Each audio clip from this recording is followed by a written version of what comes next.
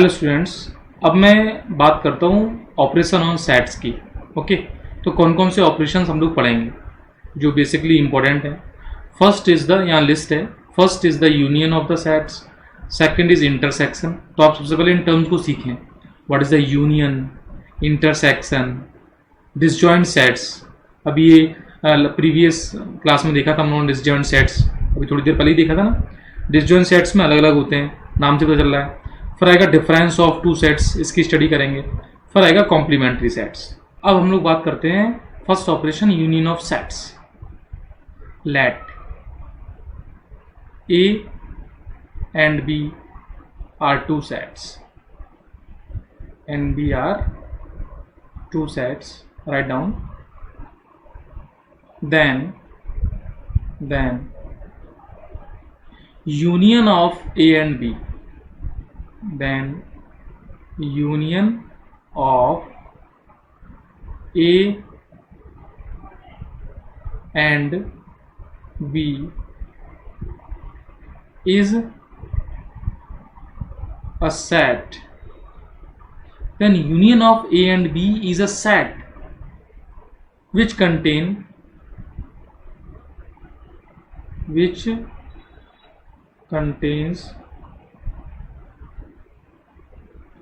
all elements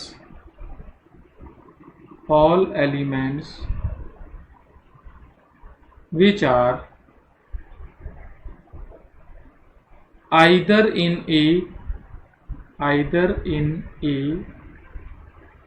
or in B or both A and B. This is the fundamental definition of union of sets. Let A and B are the two sets. Then union of A and B is a set which contains all elements which are either in A or in B or in both A and B, and generally represented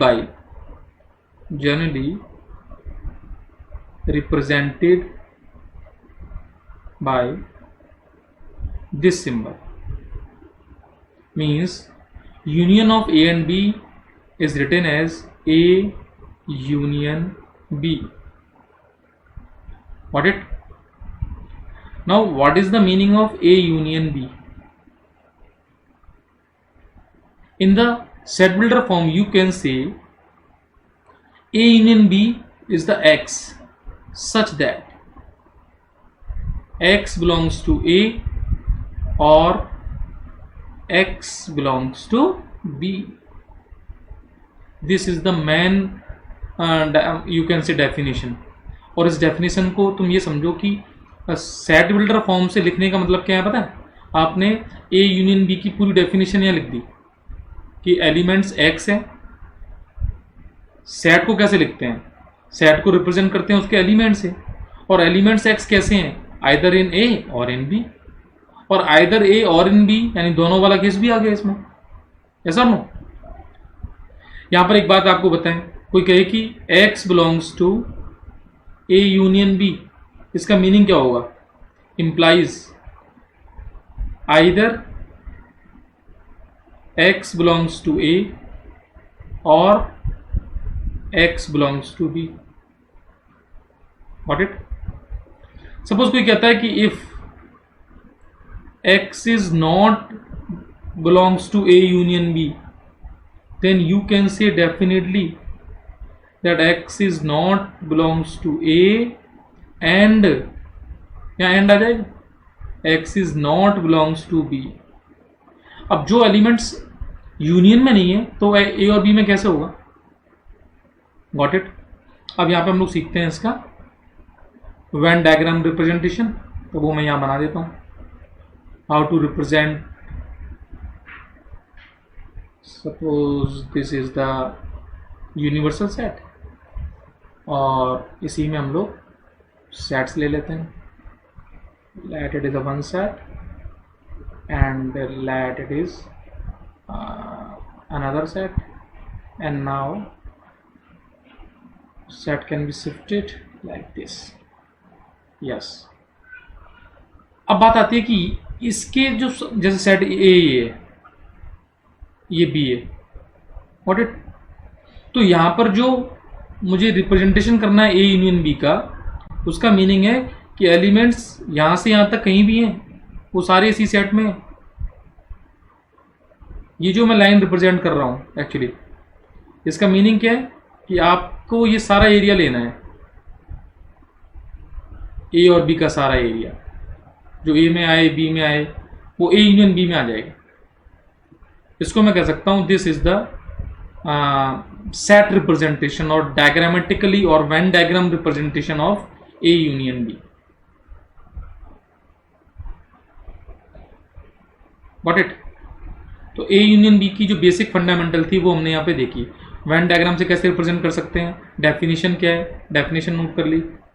अच्छा, अब एक काम करते हैं, suppose मैं आपसे एक बात कहूँ कि सेट, एक एग्जांपल लूँ सिंपल सा, कि सेट ए ये जिसमें एलिमेंट्स हैं 1 2 3, एक सेट बी है जिसमें एलिमेंट्स हैं 3 4 5।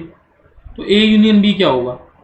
ए यूनियन बी का मतलब है कि आप इन सारे एलिमेंट्स को वन टाइम नोट करके लिख दो बस, 3 4 5, this is A union B. Means the union of two sets, the set which contains all elements which are either in A or in B or in both। ये 3 किस में, both में है ना, देखो वो भी आ गए, और A में 1 2 है वो भी आ रहे हैं, बेसिकली 1 2 3 है, और 4 5 एक्सक्लूसिवली B में, गॉट इट। तो इसको बोल सकते हैं, हमने रोस्टर फॉर्म में लिख दिया था, और वहां पर उसकी डेफिनेशन कौन सी हो गई थी, सेट बिल्डर फॉर्म की हो गई। अच्छा, मैं आपसे एक बात और कहूं कि suppose A is the subset of B, तो इसका मीनिंग क्या होगा? जैसे मैंने एक सेट A लिया जिसको मैंने ले लिया 1 2, और एक सेट मैंने B लिया जिसको मैंने ले लिया 1 2 3। In this case you can से A is the subset of B। In this case what is the value of A union B? Now A union B is B, क्योंकि B के अंदर तो वो अपने आप ही आ गया ना सारा।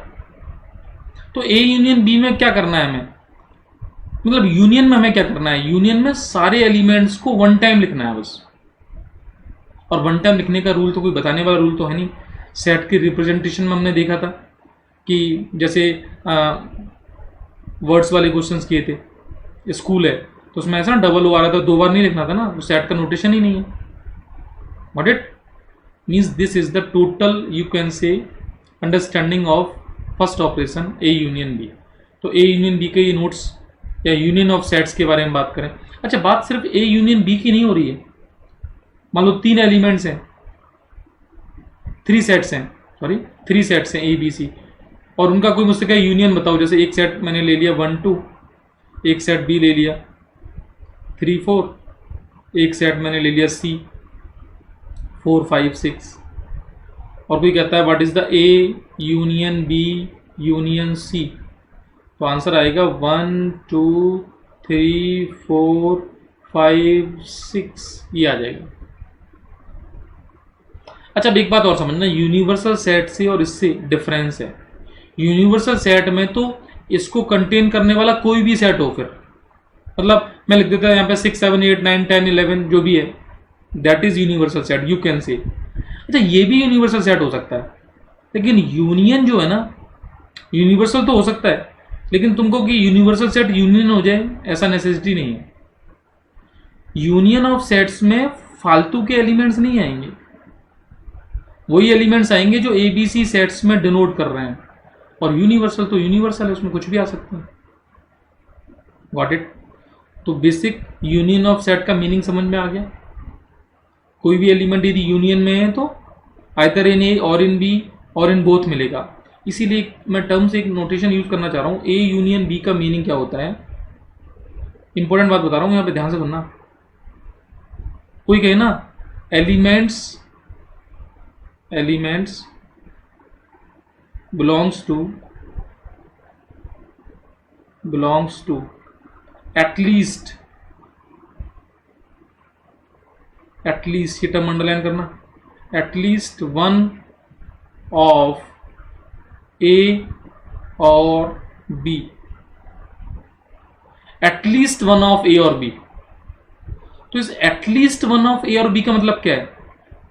कम से कम एक में तो होगा। यदि कोई एलिमेंट यूनियन में आ रहा है ना, तो यूनियन में आने का मतलब है या तो वो ए में होगा या फिर वो बी में होगा। इसी टर्म को हम समझते हैं एटलीस्ट वन ऑफ ए और बी। तो प्लीज इस टर्म को रिकॉल करना ढंग से। तो ये जो सिस्टम है वो मैं कह सकता हूं कि हम लोगों ने फंडामेंटली यूनियन ऑफ सेट्स का जो बेसिक कॉन्सेप्ट था वो समझाया। ओके।